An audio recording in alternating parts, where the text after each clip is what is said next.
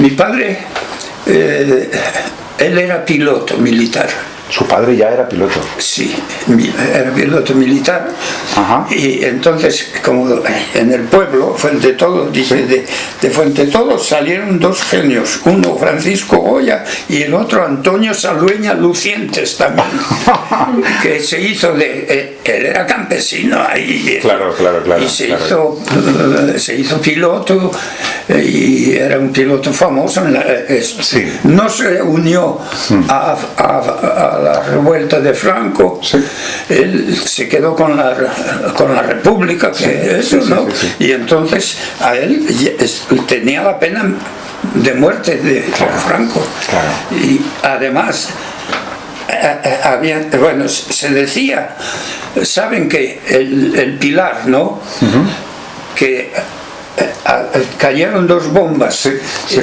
O nunca estuvieron por allá Sí, estaba en Pilar. las bombas están claro. puestas, que las tiró mi padre. Ah. Eso lo habían dicho. Sí, allí todo el mundo piensa eso, pero mi padre dijo que no, que era mentira. Dice, si las tirase yo, no quedaba al Pilar. Eso tiraron unas bombas que ya ni explotaban, porque eran no sé de qué tiempo, ya no valían, pero bueno, es muy conocido. Mire, Ostras. mi madre. Madre mía, caramba, en portada, ¿eh? Eso no es cualquier cosa. Libro Qué barbaridad. lo editaron en Zaragoza. ¿Sí?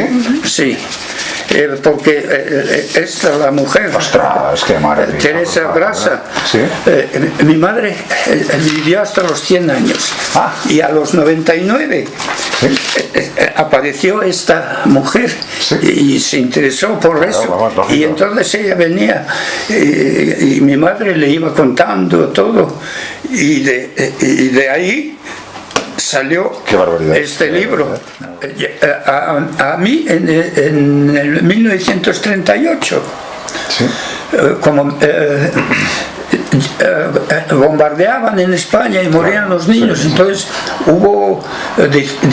decidieron sacar a más de 30.000 niños españoles, unos a México, otros a nosotros. Como mi padre era piloto y él un año estuvo en Rusia con un grupo de 100 muchachos españoles que se iban a hacer pilotos, y él era el jefe del grupo, y los llevó allí, estuvo casi un año con ellos allí. Sí.